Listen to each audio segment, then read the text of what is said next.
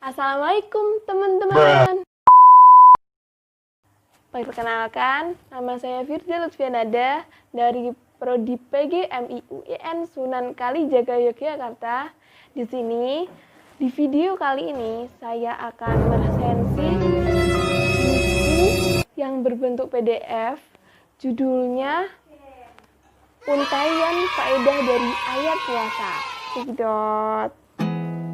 There's not much to do when all I... Oke guys, kita masuk pada pembahasan faedah puasa pada satu surat tapi 5 ayat guys. Itu ada pada Quran surat Al-Baqarah ayat 183 sampai 187. Kita masuk ke pembahasan pertama, faedah Quran surat Al-Baqarah ayat 183 guys. Salah satunya adalah faedah puasa adalah untuk menggapai takwa, bukan karena Allah butuh pada puasa kita. Allah itu maha kaya, tidak butuh pada makhluknya. Selanjutnya, makna takwa itu ada pada puasa guys, karena makna takwa adalah mengharap apa yang ada di sisi Allah dengan menjalankan perintah, yaitu ikhlas kepada Allah, dan meninggalkan larangan, yaitu meninggalkan pembatal puasa karena takut akan siksa Allah. Selain itu, takwa itu adalah inti dan buah dari amal, dan takwa itu termasuk bentuk albir, yaitu berbuat baik. Oke guys, kita masuk ke pembahasan yang kedua. Faedah ayat dari Quran surat Al-Baqarah ayat 184 guys. Salah satunya adalah ayat ini menunjukkan bertingkatnya amalan. Satu amalan lebih unggul dari amalan lainnya. Dalam ayat dibandingkan antara puasa dan fidyah, memilih puasa itu lebih afdol. Selanjutnya, di antara berkah ilmu adalah mengetahui mana amalan yang lebih afdol, sehingga itulah yang dipilih untuk dikerjakan. Selain itu, qodok puasa dengan memilih berpuasa pada hari yang dingin untuk menggantikan puasa sebelumnya yang berada pada musim panas tidaklah masalah guys. Mengqodok seperti itu masuk pula dalam keumuman ayat yang memerintahkan untuk menunaikan qodok pada hari apapun. Oke guys, kita masuk ke pembahasan yang ketiga, faedah ayat puasa dari Quran surat Al-Baqarah ayat 185. Salah satunya ada kaitan penting antara puasa dan Al-Quran. Oleh karena itu, bulan Ramadan harusnya semakin memotivasi umat Islam untuk memperhatikan Al-Quran. Selanjutnya, kenapa kita dianjurkan untuk bertakbir setelah ibadah itu selesai, seperti bertakbir setelah selesai puasa Ramadan? Anjuran ini mengajarkan kita agar tidak ujub guys, karena takbir berisi kandungan bahwa kita mengagungkan Allah. Allah itu maha besar dalam zat dan sifat-sifatnya. Selain itu, dilarang berpuasa pada hari yang meragukan, yaitu hari tersebut tidak diketahui apakah 30 Sya'ban ataukah sudah masuk 1 Ramadan. Karena dalam ayat diperintahkan oleh Allah, jika sudah melihat hilal, maka hendaklah berpuasa. Berarti, jika tidak melihat hilal, maka tidak berpuasa. Oke guys, kita masuk ke pembahasan yang keempat. Faedah ayat puasa dari Quran surat Al-Baqarah ayat 186. Salah satunya adalah doa adalah ibadah tersendiri. Maka setiap kali orang berdoa, ia mendapatkan ganjaran. Terserah doa itu terkabul ataukah tidak. Bahkan jika seorang hamba tidak berdoa, Allah murka kepadanya. Selanjutnya, disyariatkannya berdoa pada akhir amalan.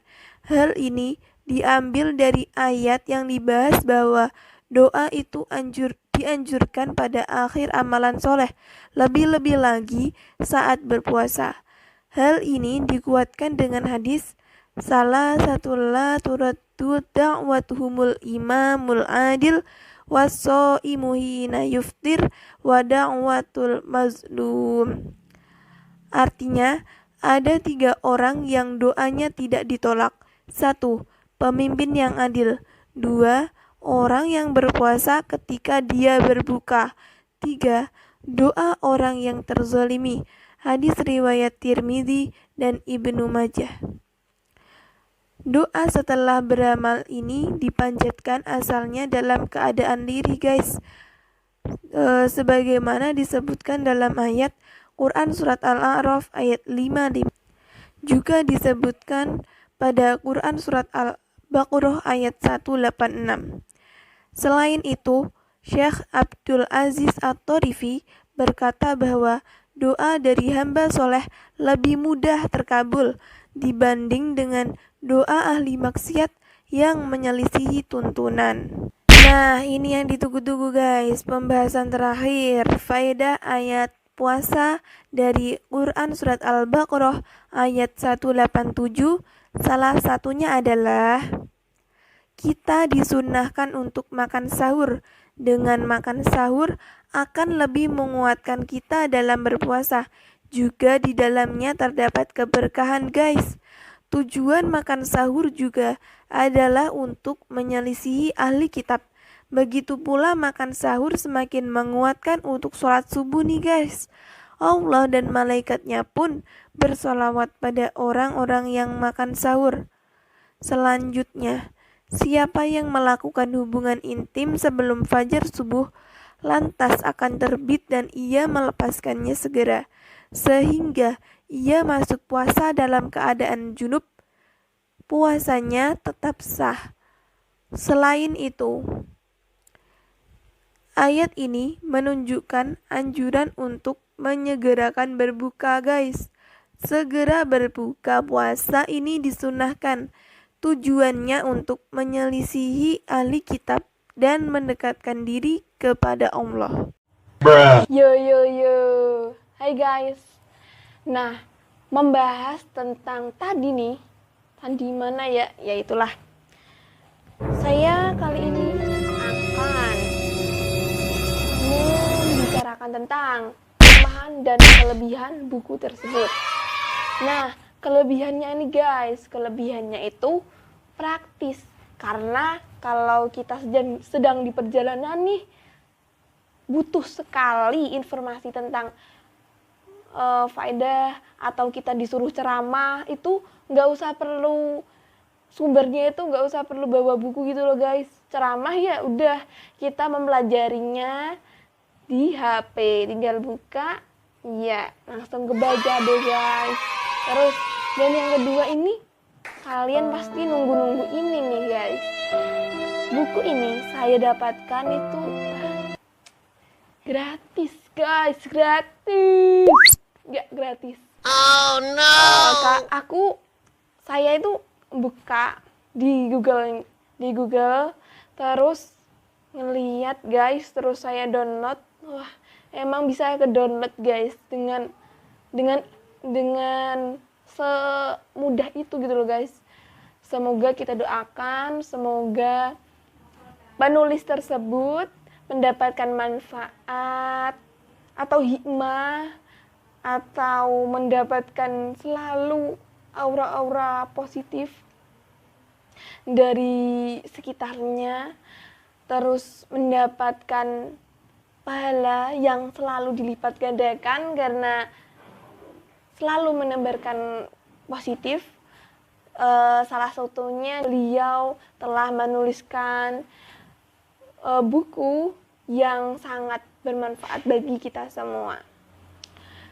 Nah, ngomong tadi ya soal kelebihan, selanjutnya itu karena buku tersebut sangat mudah dipahami oleh masyarakat. Baik nih guys, baik orangnya itu sedang bersekolah, kuliah, orang dewasa, pekerja, maupun nenek yang lebih tua lagi usianya. Itu semuanya bisa membacanya dengan dengan mudah gitu loh guys. Karena bahasanya itu sangat umum, bahasa Indonesianya itu sedikit sekali dimuat bahasa asingnya. Jadi itu sangat amat mudah dipahami guys. Terus lalu untuk memudahkan membaca, kita tentunya membacanya itu tersusun rapi. Nah, di buku PDF tersebut sangat rapi guys. Faedah ayat, misal faedah ayat ini, terus di poin A, faedah ayat ini, poin B, poin C, poin D, poin E, poin F, lalu berikutnya lah. Gitu guys, jadi sangat terstruktur. Jadi kita itu mudah untuk memahami langsung isi bacaan tersebut. Nah, berikut kelemahan dari buku PDF tersebut. Kekurangan dari buku tersebut itu dari mulai istilah asing. Nah, buku tersebut itu meskipun sedikit, tapi ada istilah asing yang belum diterjemahkan atau belum didefinisikan. Jadi itu untuk pembaca yang belum mengetahui makna asingnya itu perlu Google dulu, gitu guys. Terus yang kedua itu tentang isinya, isi bacaannya yang kurang menarik. Jadi itu PDF tapi itu putih semua, tulisan kayak artikel gitu, jadinya itu kayak kurang menarik membacanya untuk membaca lebih lengkapnya gitu loh guys. Jadi itu setidaknya ada gambar apalah, biar untuk kita itu enggak semacam membaca artikel tapi membaca buku bacaan. Dan yang ketiga itu cover, karena cover tersebut di PDF saya kurang mengambil dari judul buku tersebut ya guys. Judulnya itu kan Untaian Faedah dari Ayat Puasa. Nah, di cover tersebut itu terdapat sajadah, terus orang lagi sholat, terus ada pintu tapi nggak ada pintunya, kebuka gitu, dan ada langit malam. Nah, setidaknya kan puasa itu kan Ramadan, mungkin bisa lebih diterapkan kalau covernya itu ketika Lailatul Qadar guys. Jadi itu bener, emang diperlihatkan gitu loh guys, bulan purnamanya, terus langitnya itu sangat mendukung, agak gelap gitu loh guys. Terus orangnya itu membagi sedekah mungkin waktu puasa, bisa di luar rumah gitu loh guys. Jadi suasana kelihatan langit, bener-bener langit saat malam hari, terus gak ada kicauan apapun itu, karena Lailatul Qadar itu kan katanya ciri-cirinya kan tenang gitu loh guys. Nah, itu lebih menggambarkan ke puasanya itu, jadi mungkin kurang pas lah bagi saya. There's not much to do when all I can is thinking about you.